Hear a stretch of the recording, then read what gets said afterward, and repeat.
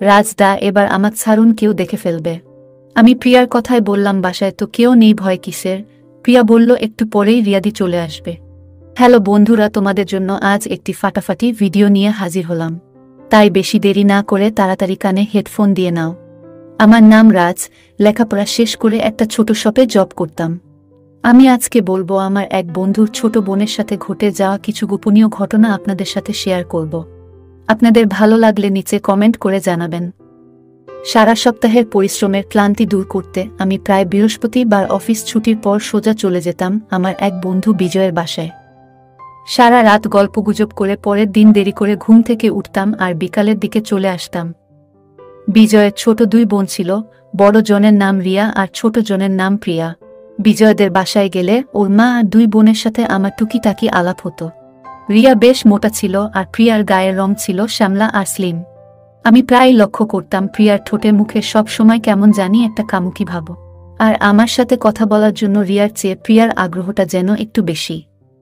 কিন্তু আমি কখনোই ওদের দিকে অন্য কোনো দৃষ্টিতে তাকাতাম না, দরকার ছাড়া বেশি কথাও বলতাম না। একদিন অফিস শেষ করে বিজয়ের বাসায় গেলাম, কলিং বেল দিতেই প্রিয়া এসে দরজা খুলে দিল আর বলল, রাজদা কেমন আছেন, আসেন ভিতরে আসেন। দিদি আর মাকে ডাক দিচ্ছি বলে আমাকে ড্রয়িং রুমে বসিয়ে সে ভিতরের রুমে চলে গেল। আমি লক্ষ্য করলাম আজ প্রিয়ার পরনে জামাটা যেন খুব টাইট ফিটিংয়ের, বেশ পাতলা।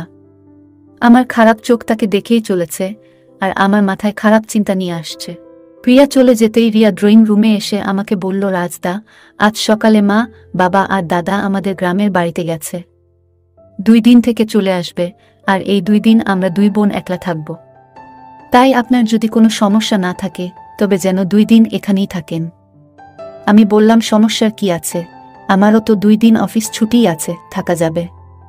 আমার কথা শুনে রিয়া বলল, তাহলে তো ভালোই হলো, আপনি বসেন, টিভি দেখেন, আমি দাদার রুমটা আপনার জন্য গুছিয়ে দিচ্ছি। এই বলে রিয়া চলে গেল। আমি টিভি দেখছিলাম, এমন সময় প্রিয়া চা নিয়ে আসলো। চায়ের কাপটা টেবিলে রেখে দিল। সে চা এর কাপ রেখে বলল, যখন যা দরকার আমাকে বলবেন, বলে চলে যাচ্ছিল আর আমি ওকে বসে বসে দেখতে থাকলাম। আর তখন রিয়া এসে বলল, রাজদা, আপনার ঘর গুছিয়ে দিয়েছি, আপনি ফ্রেশ হয়ে শুয়ে রেস্ট করেন। তারপর আমিও ফ্রেশ হয়ে বিজয়ের ঘরে গিয়ে শুয়ে পড়লাম। সেদিন বেশ গরম থাকায় আমি পাখা চালিয়ে শুয়ে পড়েছিলাম। হঠাৎ অনুভব করলাম একটা যুবতী কোনো মেয়ে তার হাত দিয়ে আমায় জড়িয়ে ধরল। আমি হঠাৎ ভয়ে কেঁপে উঠলেও নিজেকে সামলে নিলাম আর চোখ খুলে দেখি প্রিয়া। তারপর দুজন মিলে খারাপ কাজ করলাম। কিছুক্ষণ পর প্রিয়া নিজেকে আমার থেকে ছাড়িয়ে নিজের ঘরে চলে গেল। আমি ওইভাবেই ঘুমিয়ে পড়লাম। সকালে ঘুম থেকে উঠে বাথরুমে ফ্রেশ হতে গেলাম। বাথরুমে ঢুকতেই আমার গতকাল রাতের ঘটনা মনে পড়ে গেল। ভাবছিলাম বারবার এটা কি ঘটল, লজ্জায় আমি মরে যাচ্ছিলাম। তাই কোনো দিকে না তাকিয়ে তাড়াহুড়ো করে রুমে ঢুকে যাচ্ছিলাম।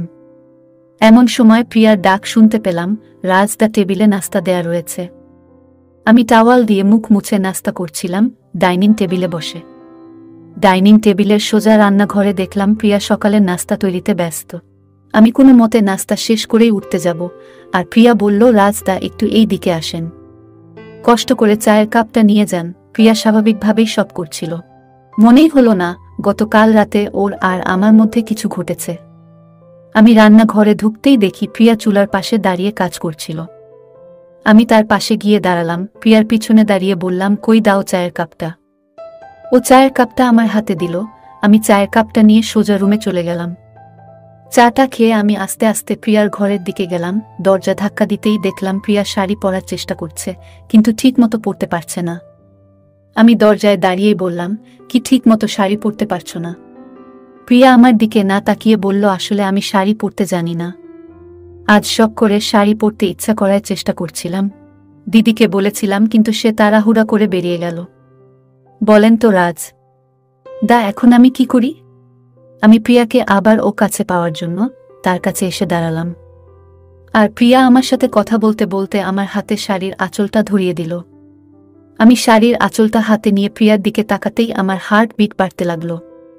আর লক্ষ্য করলাম প্রিয়া কেমন যেন হাঁপাতে শুরু করলো। এবার আমি প্রথমে শাড়ির আঁচলটা কুচি করতে বললাম। আমি ঠিকমতো শাড়ি পরাতে জানি না, তবে আমি চেষ্টা করলে পারবো, বলে কুচিটা ঠিক করে তার নাভির নিচে গুজে দিলাম। তখন প্রিয়া বলল, ঠিকমতো পরিয়ে দিবেন কিন্তু। এইবার আমি শাড়ির আঁচলটা 2 বার তার পিছন দিয়ে ঘুরিয়ে প্যাচ দিয়ে তার সামনে এসে দাঁড়ালাম। আমি সব শেষে শাড়ির আঁচলটা প্রিয়ার বাম কাঁধে ভাঁজ করে রেখে দিলাম। এখন শাড়ি পরানো কমপ্লিট।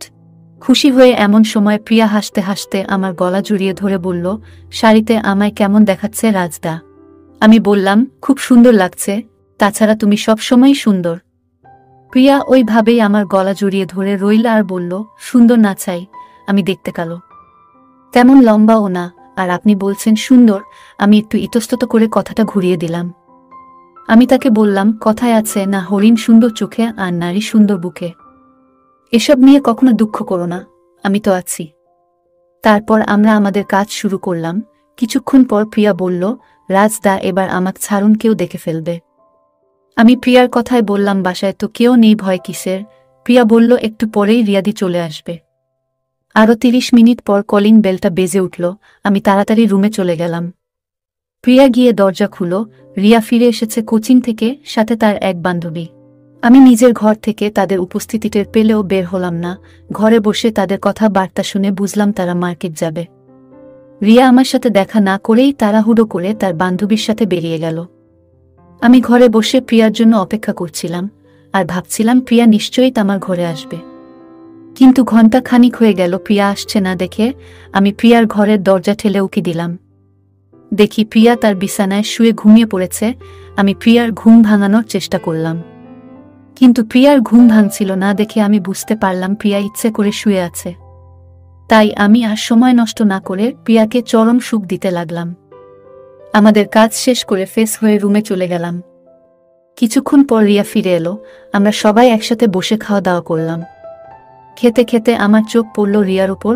রিয়া একটু মোটা হলেও দেখতে শুনতে ভালো। আমরা খাওয়া শেষ করে যে যার রুমে গেলাম। আমি রুমে গিয়ে ভাবছি কি করে রিয়াকে পাওয়া যায়। এমন সময় প্রিয়া আমার রুমে এসে বলল, কি ভাবছো এখন? আমি বললাম, তোমার কথাই ভাবছিলাম। প্রিয়া বলল, ঠিক আছে, তাহলে আমাকে এখন আর একবার খুশি করে দাও। এরপর আমি আর প্রিয়া মনের সুখে মজা নিতে লাগলাম। এই 2 দিন ওদের বাসায় খুব ভালো কেটেছে। 2 দিন পর বিজয় ও তার মা ফিরে এলো। আমি আমার কাজে ফিরে এলাম। কিন্তু আমার মনে একটা আফসোস থেকে গেল, আমি রিয়াকে একবারের জন্য ও পেলাম না। যাই হোক বন্ধুরা, আমাদের আজকের ভিডিওটি এই পর্যন্ত। বন্ধুরা, এর পরের পার্ট খুব তাড়াতাড়ি আসতে চলেছে। পরের পার্টে বলবো রিয়াকে কিভাবে পটিয়ে রিয়ার সাথে কি করেছিলাম। খুব ইন্টারেস্টিং ভিডিও আসতে চলেছে, তাই দেরি না করে তাড়াতাড়ি চ্যানেলটাকে সাবস্ক্রাইব করে পাশে আসা বেল আইকনটি বাজিয়ে দিন। আর আপনারা কোন ধরনের ভিডিও দেখতে চাও কমেন্টে জানিয়ে দাও। যদি আমাদের ভিডিওগুলি ভালো লাগে তাহলে লাইক, কমেন্ট এবং শেয়ার করুন। আর সবার আগে ভিডিও পেতে আমাদের চ্যানেলটাকে সাবস্ক্রাইব করুন। সবাইকে